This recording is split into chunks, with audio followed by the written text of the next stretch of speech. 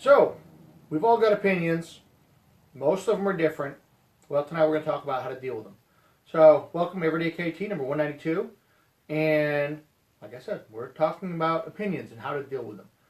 So, there's two primary popular ways to deal with people who don't agree with you. You can, one, show them what it means for you to have your opinion. Show them through your actions, not your words, because anybody can talk, and God knows we all know people who can talk a shadow out into the light. But the actions are what are important. Show them through your actions what it means to believe the things that you do, to live the way that you do, whatever it is that you do. Show them through your actions. Show them what it means to you as a person. The other way is to be an ass and just yell and scream and fight and try to force people to believe what you want, believe what you believe, and try to force them to whatever. Well, we all know what happens with option two. It's a lot of fighting, wars, people get hurt, people get killed, stupid things happen, everything from pissing contests on Facebook to World War, whatever. So, option two, bad. Option two is yelling and screaming from wherever about whatever you don't like, or worse yet, physically doing something negative and possibly violent to get your way is a very piss poor and non-adult way to go about it. So, how do you do it the right way? Very simple. So, we're going to use an example that we're all very, very familiar with. Kilts. Well, those of you who are in the kilted community who are wearing them, or those who want to be or admire them, you know what I mean. Those of you who don't, pay attention because it still applies to everything else in life. It just might not be kilts and non-kilt wearers. So, the best way, how do you show people that do not like kilts, do not understand kilts, do not believe kilts are good or kilts should be worn, how do you show them what it means? Simple. You put your kilt on and you do your thing. You live your life. You do good, you screw up, whatever, in your kilt, and you show them that you're not trying to force them to wear a kilt if they don't want it. You're not trying to force them to believe that the kilts are the greatest thing in the universe. You're just trying to convince them that, hey, I'm not causing problems. I'm not causing you, the non-kilted wearing public, any problems. I'm not causing you grief, and I'm not trying to force you to wear my kilt. I just want to wear my kilt in peace. So you do your thing, I'll do my thing. I'm not going to mess with you. You don't mess with me. We can be friends. We might not agree on the kilts, but that's fine. But, don't try to hurt me. Don't try to force me to wear pants because I don't want to. And it's not part of who I am to wear pants. So that's the easy way. Because what that does is once you establish it, you're not out to actually do harm, physical, mental, or otherwise.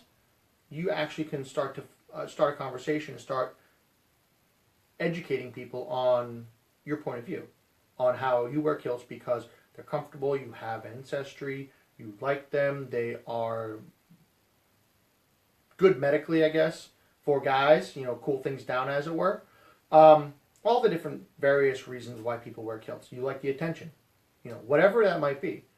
You can start that conversation because you didn't try to force it on them. You didn't say, okay, I'm wearing a kilt and now you have to wear a kilt. And you have to wear a kilt and you have to wear a kilt and you in the middle, in the back, second row from the front, you have to wear a kilt too. And you're going to wear the kilt that I choose because I say so. So that's not the good way to go about it.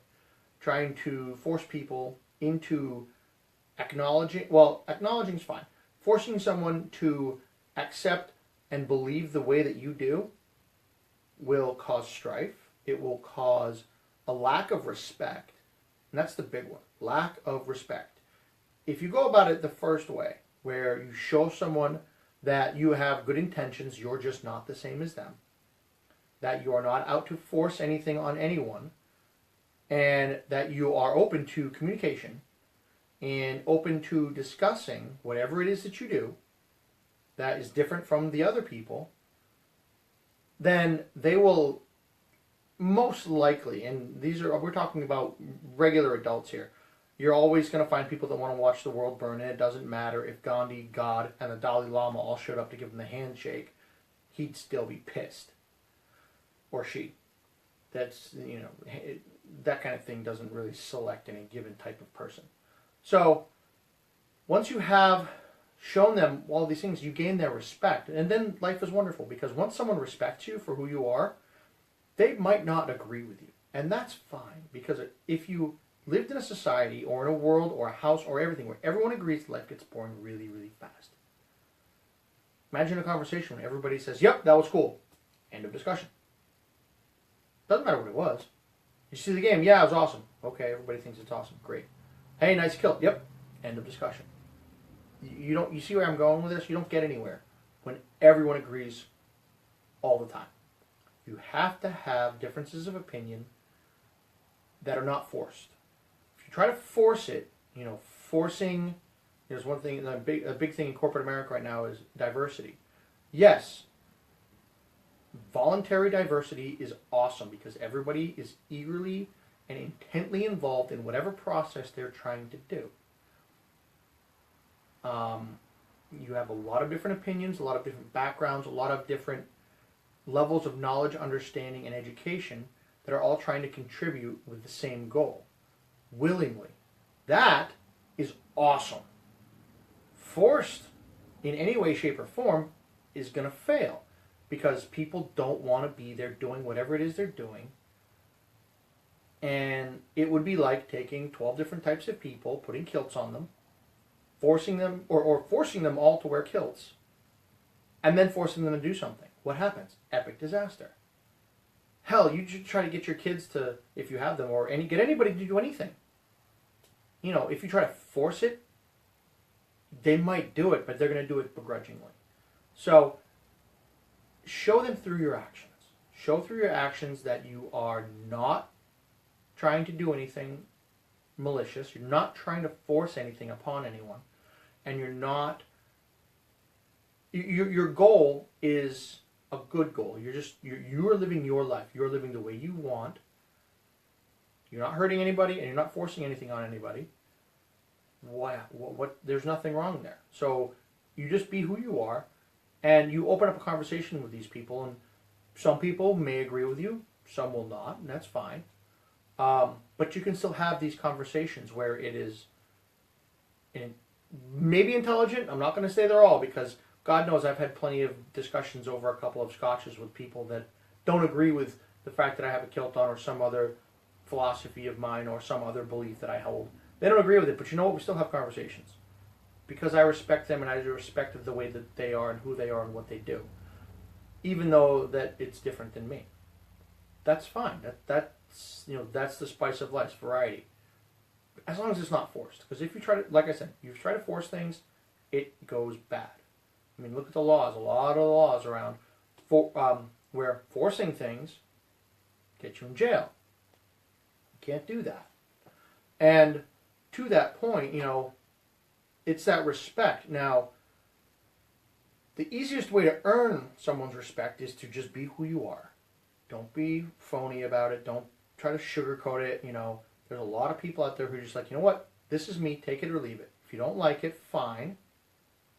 We can talk still. You might not agree with me. But if you don't like it, okay, you can either still have a conversation. We can talk about other stuff or not at all. Either way. I lost track where I was going. No, I didn't.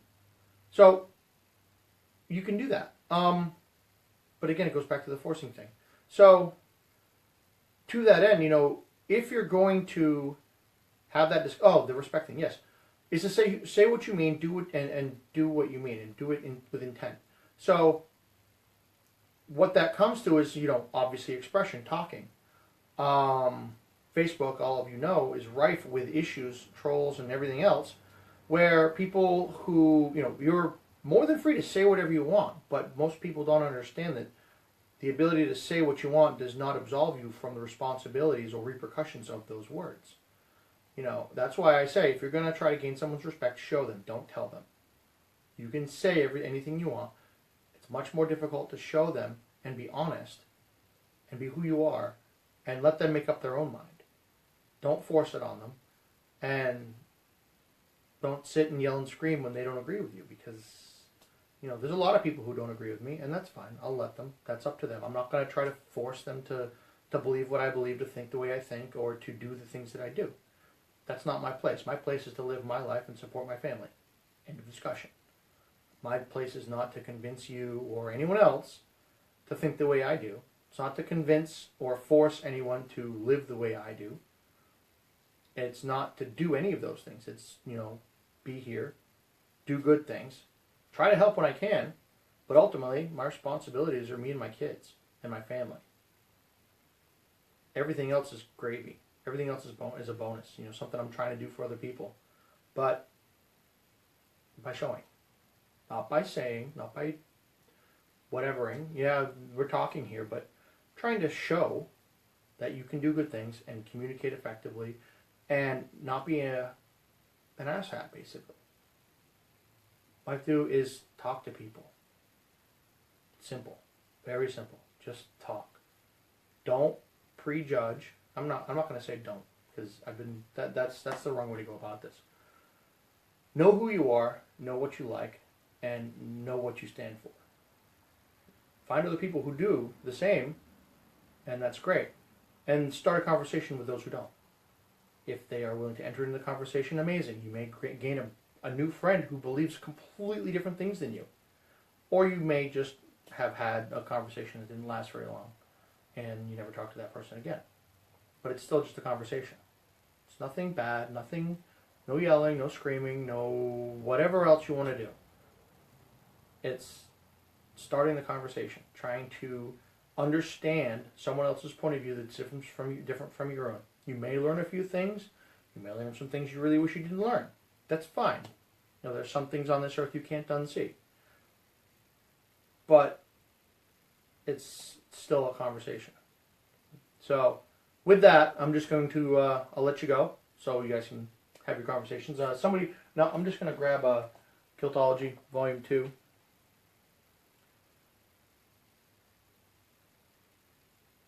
Wow. So, as hasn't happened in a while, but right here, Kiltology Volume 2 on Amazon, plug. Kiltology number 363, Blind Eye.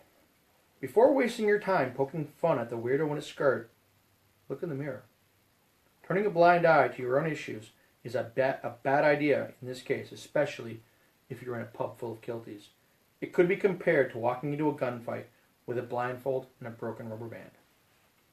What does that mean? It's the whole never throw a stone in a glass house type of thing. Or, if you're going to yell and scream at someone else, make sure you take a good look at yourself first, because odds are you're handing out ammo, and they're just going to yell and scream back for whatever you think that they don't know about. It happens. So do me a favor and have those conversations with the people that might not be the same as you, might think different things. They're probably good people. They just live a different life, and that's fine, because it's awesome. Be strong. Put a kilt on.